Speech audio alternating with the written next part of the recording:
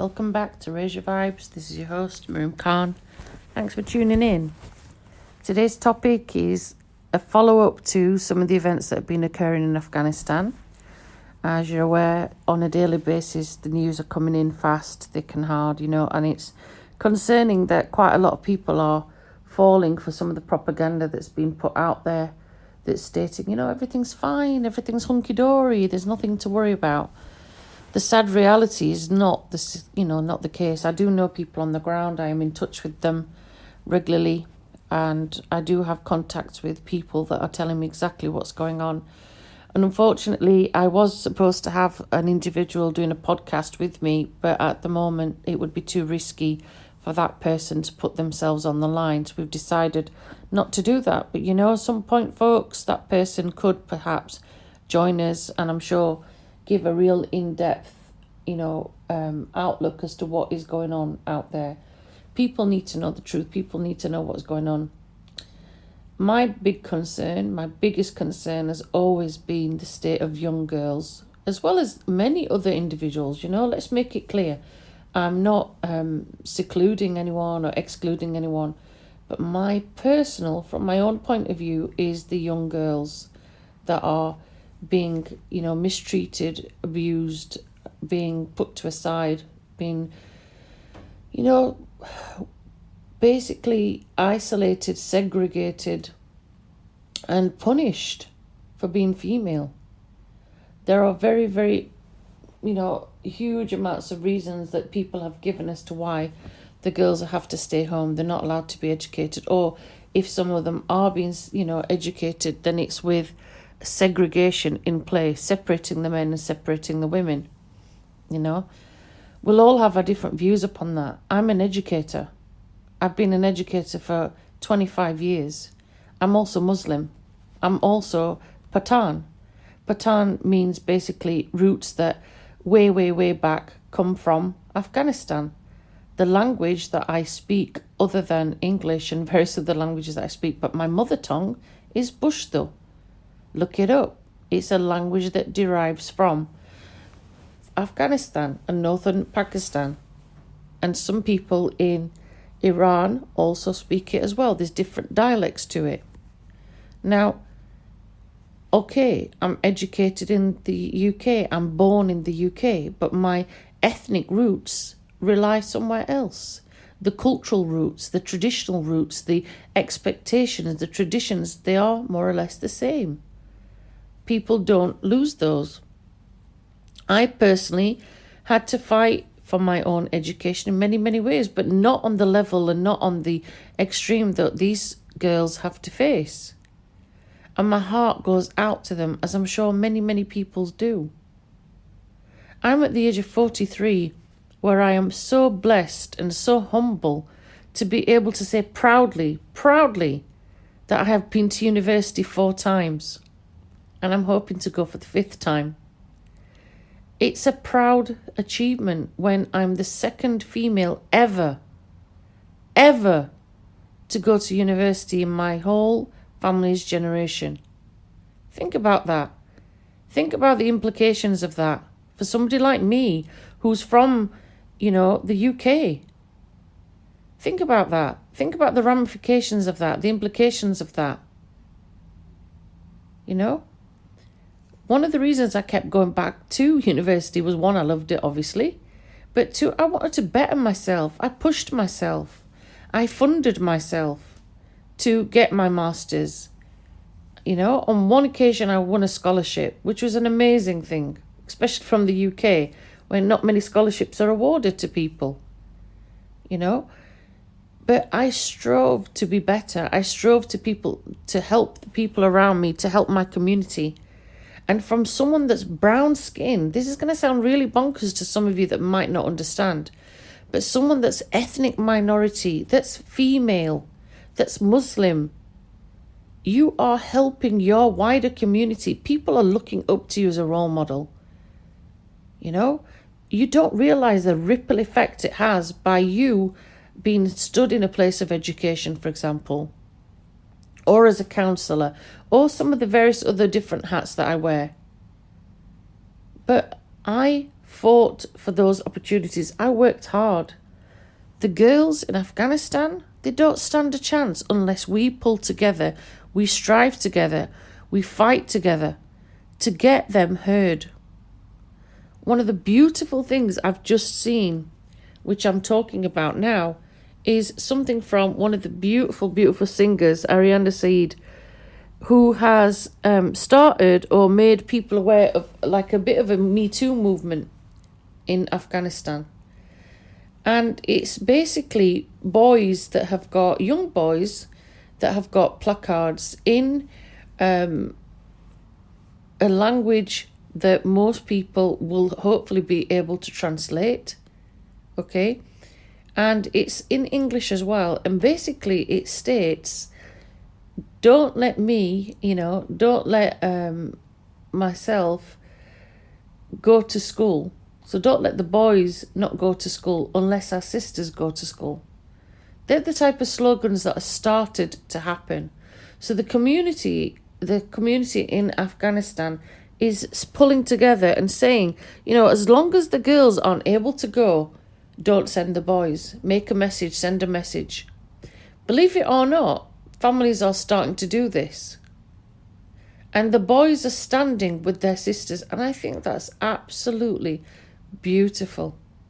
Absolutely poignant, absolutely beautiful. And it shows this, not just solidarity, but it shows this respect and it shows this love and compassion that we are brought up with in our faith and in our community as Muslims. What the Taliban are doing is not Islamic in any sense of the word. It's barbaric. And it's also dictatorship to its core.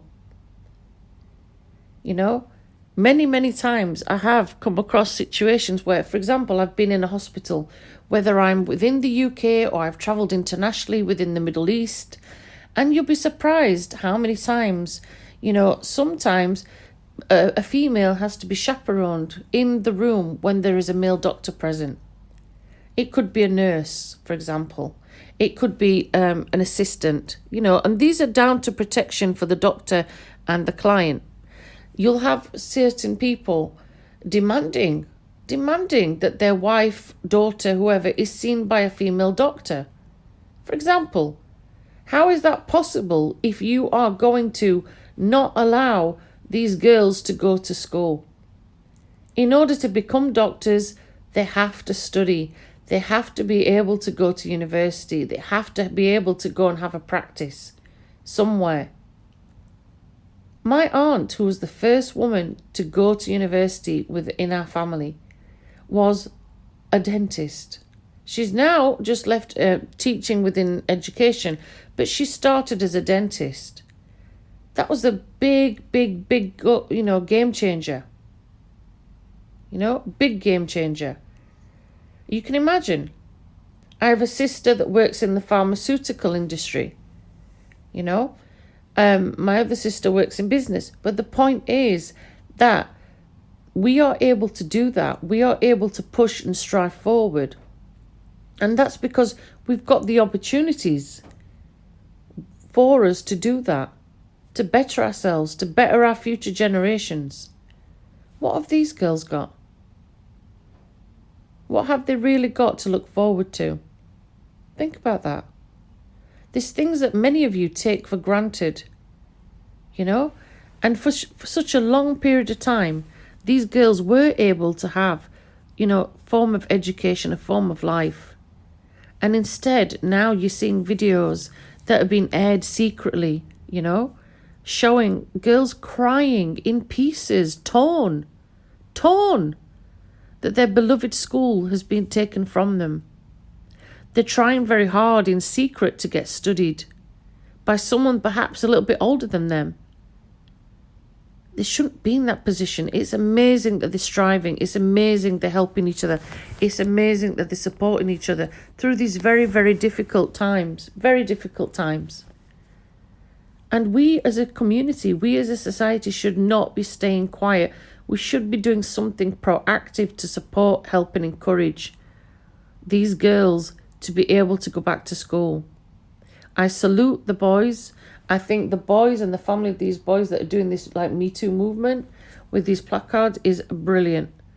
There is a lot of people out there trying their hardest to bring awareness to Afghanistan. And then there are some aspects of propaganda that unfortunately are silencing what's really going on. What really is going on. There is a lot of bias out there. Don't fall, and don't fall for the hype. Look at the reality of what's going on.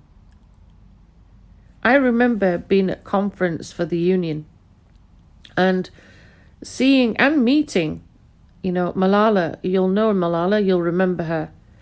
The young girl that stood up to the Taliban and was unfortunately shot in the face. And I was, very, very fortunate many, many years after that to have met her father, to have heard her father speak at conference. I think it was a conference in Bournemouth at the time that I'd gone to. And NASUWT had invited him to be a guest speaker. And it was such a moving speech. Everybody was in awe of what she had done and what she had gone through. And to hear him weep on stage, talking about how unfortunately she was targeted and how she was, attacked. Now that had a brilliant outcome for her. But what about the hundreds and thousands of other girls that are now facing that position? What about them? Where's their Me Too movement? Where's their support? Where's their help? We did a lot for her. Why can't we help the other girls in this predicament as well? These are our future mothers. These are our future sisters and our aunts and aunties and grandmothers. They are our future generation. They are the ones that are going to give birth, literally, physically, mentally, to a new Afghanistan. But how are they going to do that when they're enslaved? They are not able to broaden their minds. They're not able to help others. And they are yearning for that. They're desperate for that. How do we do this? How do we move forward? What other suggestions have people got? And are we not going to hold ourselves accountable for, unfortunately, the things that have unfolded very, very quickly and sadly? It's up to each one of us to think about the people in our families, think about who we've got, our loved ones close to us. Would we want them in that position? Would we want them to struggle? Would we want them to be in pain, not being able to go to school? It's a basic right, it's a basic liberty, and it's been taken away. And it's been taken away, not even gradually, forcefully, quickly, with sheer control and command. I'm not even looking at the other aspects of things that unfortunately may happen to those girls, because my heart doesn't want to think about it. My soul doesn't want to be disturbed by it.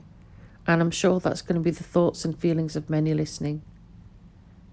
Right now, I'm concerned about their education, their time, their zone, their future.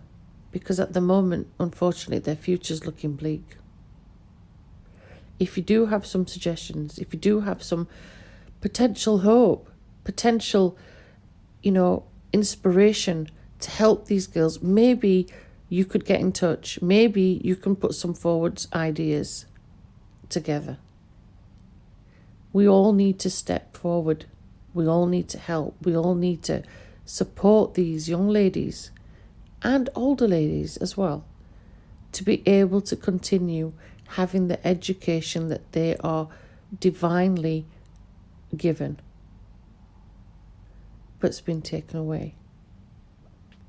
I'm hoping by the time that I have managed to produce and publish my podcast, there's more positive news.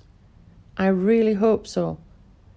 But there's the reality of everything. Then there's the realist in me that sadly is aware that that's not the case.